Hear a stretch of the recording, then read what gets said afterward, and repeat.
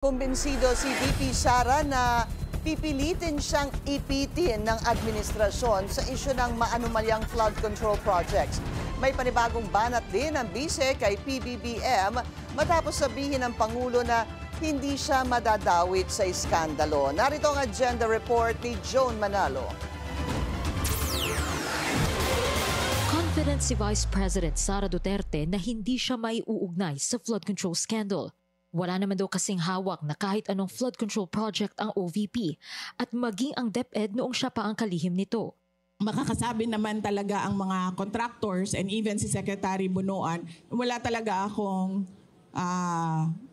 at all project dyan sa DPWH. Pero alam daw ng bise na susubukan pa rin siyang i-implicate sa issue.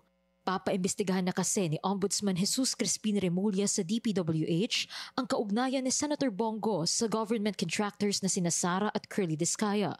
Kung aabot ba sa akin, sa tingin ko aabot siya kasi kaalyado kami. Sa tingin ko ililink nila, sa tingin ko susubukan nila na paabutin sa akin dahil sa kaalyado ni dating Pangulong Rodrigo Duterte, si Senator Bongo.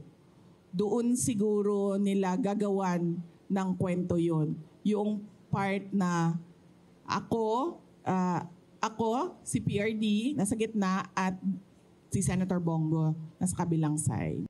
Inaasahan niya na rin daw na ituturo sila ng kanyang amang si former President Rodrigo Duterte sa investigasyon ng ICI.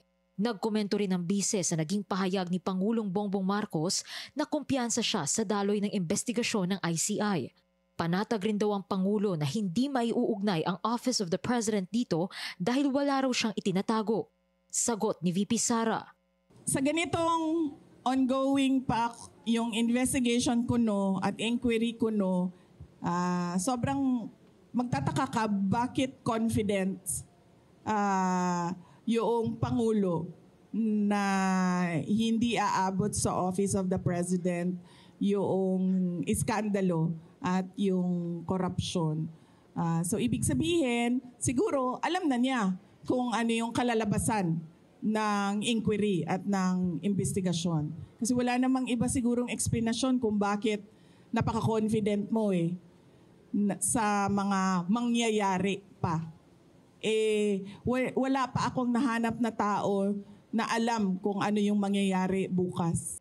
Agad naman itong pinalaga ng palasyo.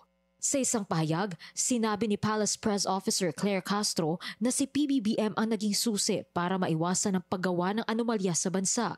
Hindi rin daw ito natatakot na magpaimbestiga, isang bagay na hindi raw ginawa ng nakaraang administrasyon. Magiging confident din daw ang isang tao kapag alam niya mismo na ang ginagawa niya ay para sa bayan at hindi pansarili lamang. Para sa agenda, Joan Manalo, Billionario News Channel.